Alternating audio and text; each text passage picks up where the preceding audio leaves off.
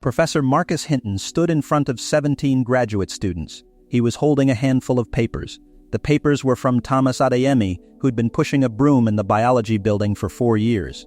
Adeyemi had submitted his research, unpublished, uncredentialed, just an idea written on paper, and Hinton was dismissing him in front of everyone. What Hinton didn't know was that in 36 months, that exact research would win the Nobel Prize in physiology. And his own refusal to publish it would become the most famous example of academic prejudice in modern science. Nobody in that room knew what they were watching, except Thomas. Thomas knew. Rewind 42 months. Thomas Adeyemi had a high school diploma. That was all.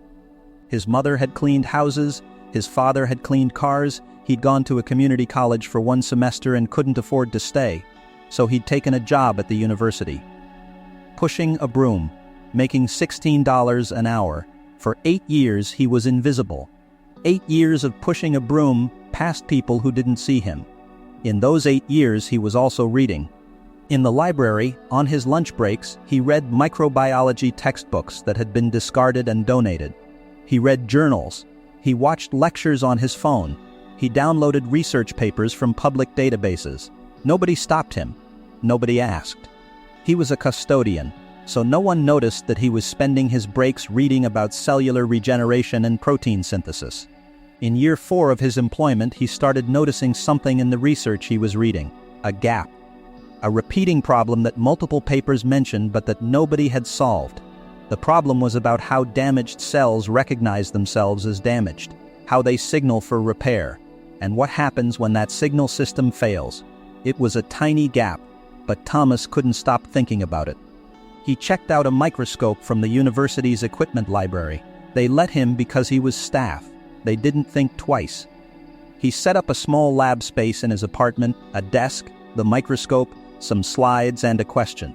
For 14 months he experimented, not in a lab, in his apartment, using samples he'd collected legally, using methods he'd learned from papers, designing small tests, recording results, modifying his hypothesis. By month 14, he had something, not proof, but a pattern. A consistent, repeatable pattern that suggested a mechanism, a way that cells might recognize damage signals if one particular protein variant was present. It was November when he decided to bring it to the university. He wrote it out. 23 pages.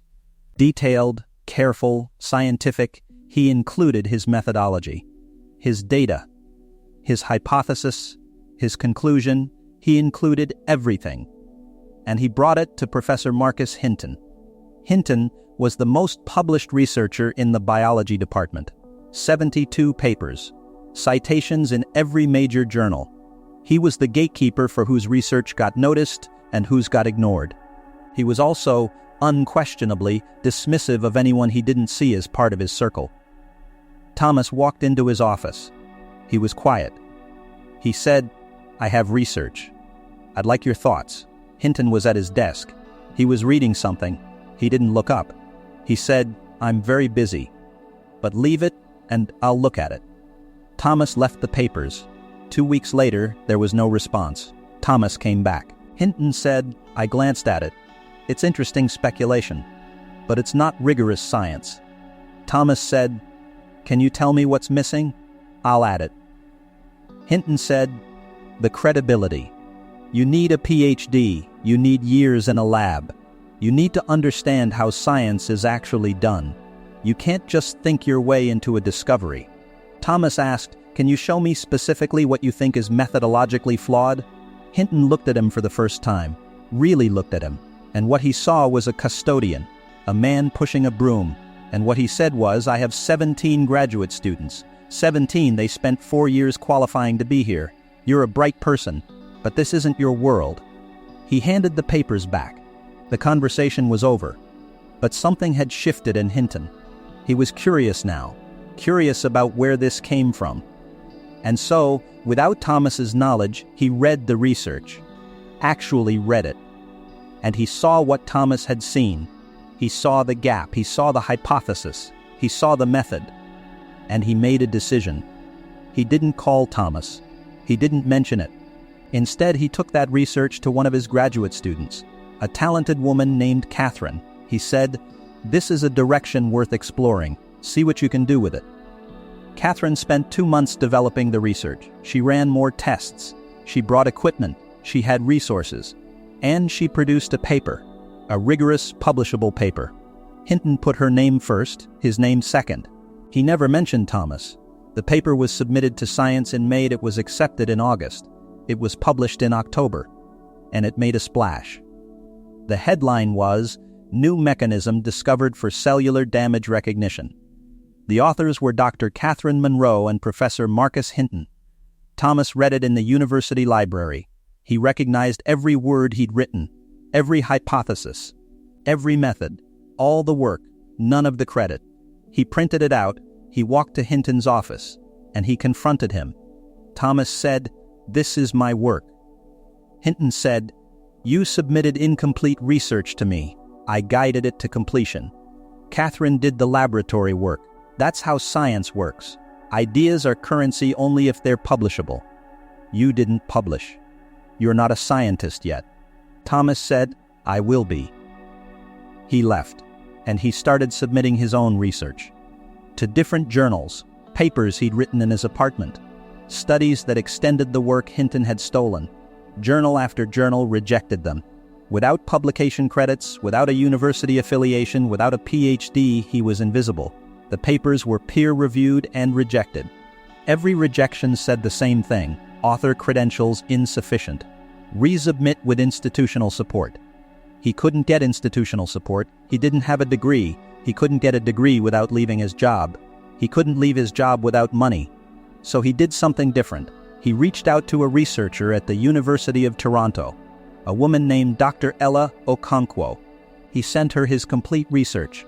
He told her the story. He asked if she'd be willing to collaborate. Okonkwo was skeptical at first, but she read the research, and she saw what Hinton had seen. She called Thomas. They talked for 2 hours, and she said, "Send me everything. I want to run a full replication in my lab." 6 months later, Okonkwo's team had replicated Thomas's findings, and they'd extended them. They'd discovered something even deeper, a whole cascade of cellular recognition signals. They published a paper.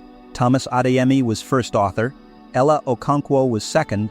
The paper was called Multi-Protein Cascade in Cellular Damage Recognition, a Novel Mechanism. It was published in Nature. It changed how scientists understood cellular repair, and it won the Nobel Prize in Physiology. 36 months after Hinton dismissed him, Thomas Adeyemi was standing on the stage in Stockholm accepting the Nobel Prize on behalf of the research he'd conducted in his apartment with a microscope and a question. He was 34 years old. He'd never finished college, and he'd just won the most prestigious award in science. Hinton watched the ceremony on television. The next morning, there was a letter in the mail. From Thomas. Not angry, just a copy of that original 23-page paper. The one he'd brought to Hinton 4 years earlier. With a note, "You were right. It wasn't complete then. It became complete when someone believed in me instead of dismissing me. Thank you for showing me who I didn't want to become." Thomas didn't sue. He didn't press charges. He didn't go to the media with the story of how Hinton had stolen his work. Instead, he became a professor himself at a state university, a school where bright people without credentials could study, a school where a student working as a janitor could attend for free if they were curious enough to ask. He hired 17 people in his first year, students from service industries, kitchen workers, maintenance staff, custodians, people who'd been made invisible by the academy. He taught them research methodology. He taught them how to think like scientists, and he treated them like colleagues, not like they were playing pretend. By the 5th year, 12 of his students had been published. 9 had PhD scholarships. 3 were working on their own discoveries. Hinton retired 6 months after Thomas was awarded the Nobel. He never taught again. He never published again. He spent his final years knowing that he'd had a chance to recognize genius and had chosen dismissal instead. But Thomas did something unexpected. He reached out to Hinton. He said, "I want you to teach with me. Teach the students, not the methodology. Teach them what it costs to dismiss someone. Hinton said, "Why would you want me there? I stole from you." Thomas said, "Because if you teach my students what I learned from you, what arrogance looks like, what gates look like from the outside, then maybe they'll be gatekeepers who open doors instead of close them." Hinton taught with Thomas for 6 years. Every semester, the first day, he told the story. He told students how he'd dismissed a genius, how he'd let prejudice guide his judgment, how he'd lost the chance to participate in something revolutionary because he'd decided someone wasn't worthy. And he told them, "Don't be me. Be the person who says yes when genius shows up in a form you weren't expecting. The part that stays with me isn't the Nobel, it's the letter." That Thomas could be hurt that deeply and still choose mercy. Still choose to say, "I'm not going to destroy you. I'm going to transform you." That kind of grace is rare. It's the difference between someone who's been wronged and someone who's been broken. Thomas was wronged, but he stayed whole. Here's what I want to know, and answer honestly. If you discovered that someone had dismissed something precious in you, would you spend your life proving them wrong? Or proving them right? One word: subscribe, because next week's story is about the nurse who diagnosed the disease that doctors said didn't exist, and the hospital that tried to fire her.